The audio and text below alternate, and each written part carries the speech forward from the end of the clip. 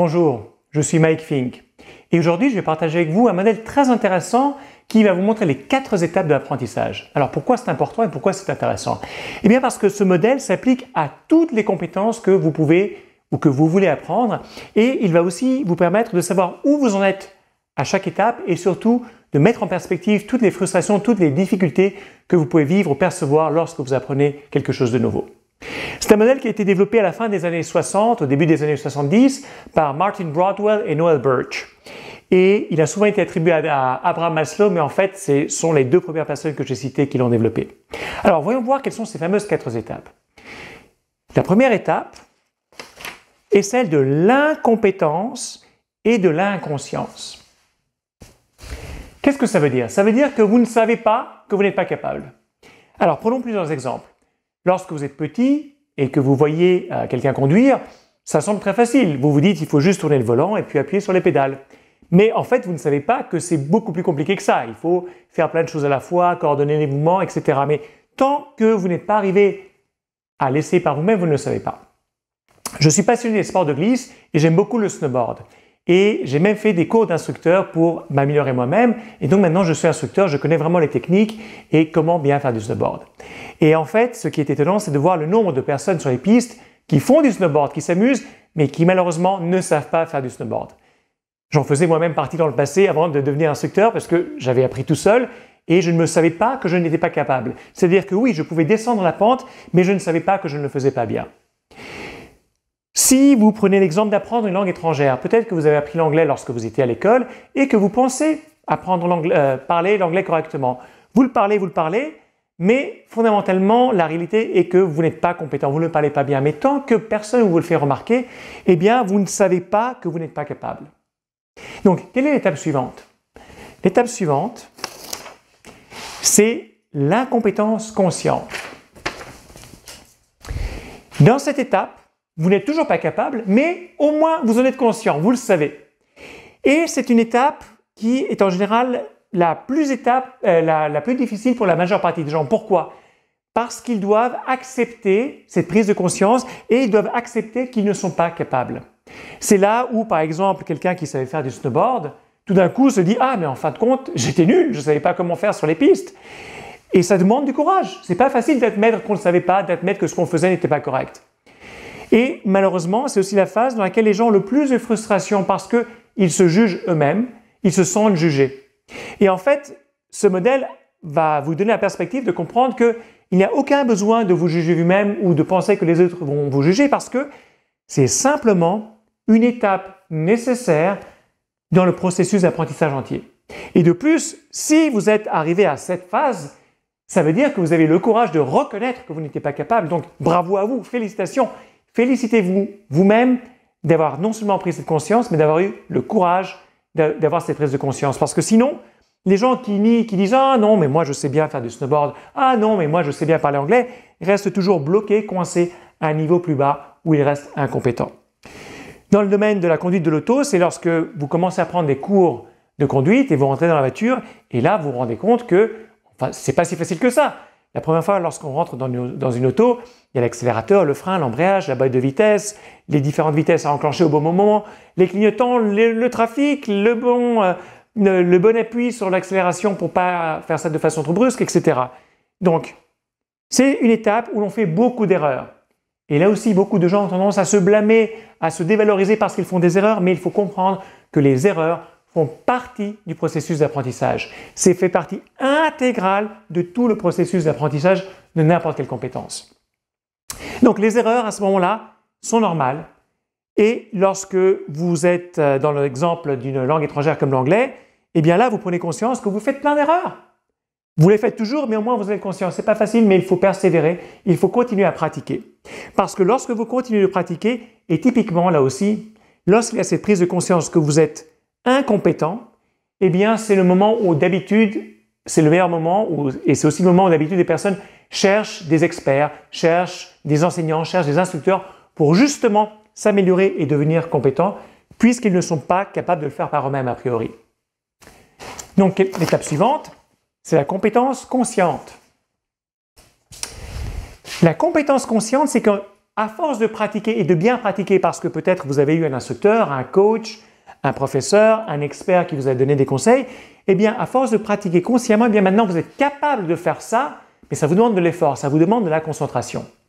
Dans l'exemple de la conduite, c'est lorsqu'on est en voiture et on arrive à conduire, mais ça demande une concentration énorme. Il faut vraiment se concentrer pour coordonner le pied sur l'embrayage par rapport au pied sur l'accélérateur, changer la vitesse, regarder où on va, faire attention aux autres voitures. Donc, vous y arrivez, mais ça vous demande un effort.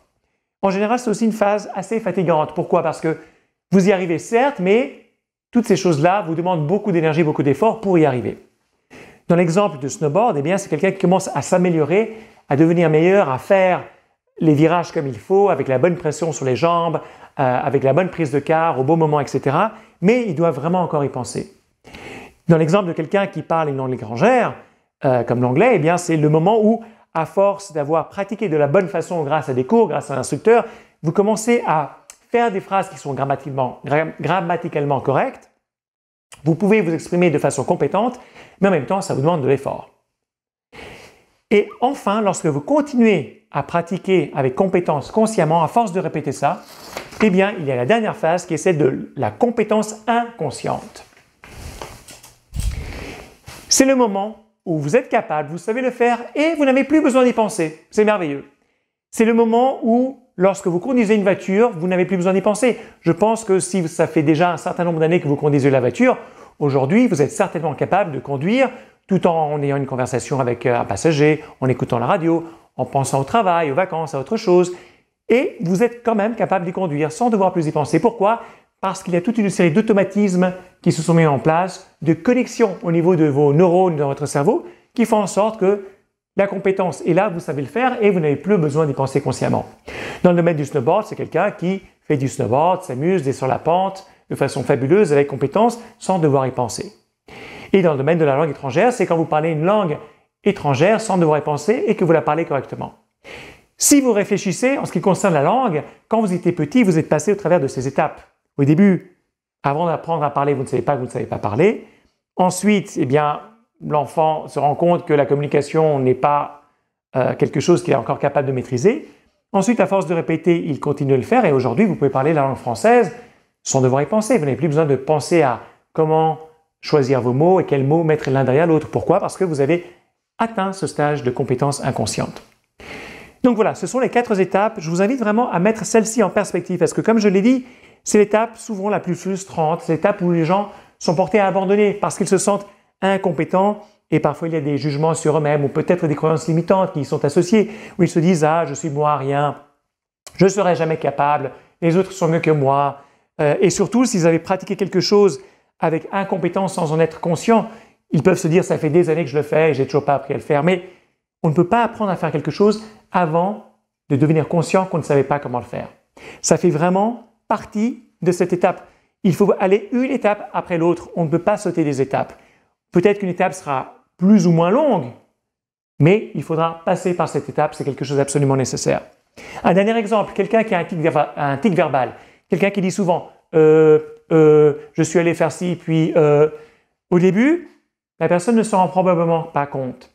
Lorsque une personne lui fait remarquer, tu sais, tu fais beaucoup tu fais beaucoup peut-être que la personne l'enregistre même, et bien là, il y a une prise de conscience, mais la personne fait encore quand elle parle.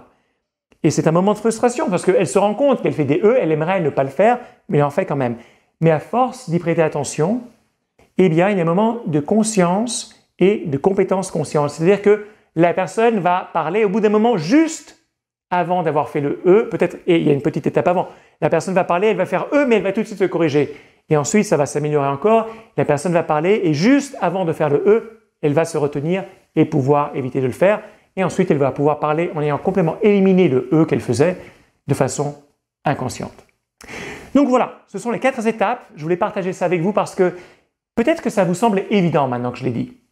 Mais il y a du pouvoir à rendre quelque chose d'implicite, c'est-à-dire quelque chose que vous saviez peut-être au fond de vous, mais sans vraiment l'avoir articulé, de le rendre explicite, c'est-à-dire de l'avoir articulé, de comprendre quelles sont les différentes phases, les différentes distinctions. Parce que lorsque vous prenez quelque chose qui est implicite et vous le rendez explicite, ça vous donne du pouvoir. Imaginez que la connaissance c'est comme une énorme valise, un gros sac plein de contenu. Tant que cette connaissance est implicite, C'est comme si c'était une valise ou un sac sans aucune poignée. Lorsque vous rendez cette connaissance explicite, c'est-à-dire que vous l'articulez, que vous êtes capable d'en comprendre les différentes étapes, les différents éléments, les différentes relations entre les différents éléments, et peut-être même capable de l'expliquer, donc de l'avoir complètement rendue explicite, ou en tout cas de l'avoir comprise, eh bien c'est comme si vous aviez mis une poignée à ce sac, à cette valise. Le contenu reste là, mais la poignée vous permet de déplacer ce sac, de l'utiliser, de l'emmener ailleurs, d'utiliser cette même connaissance de façon beaucoup plus efficace.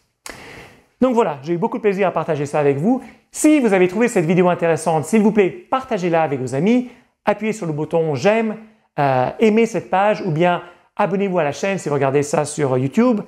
Et je vous remercie de votre temps, de votre attention. Mon but, c'est de vous aider à améliorer votre vie avec le pouvoir de votre esprit et de votre inconscient, mais de tout ce qui a à voir à cette partie intérieure de vous qui est beaucoup plus puissante qu'on ne pense. Je vous souhaite une excellente journée et apprenez bien. Prenez ce processus d'apprentissage et appliquez-le dans tous les domaines de votre vie parce que vous êtes capable, lorsque vous comprenez ces différentes étapes, de les traverser 1, 2, 3, 4. Merci encore, passez une bonne journée.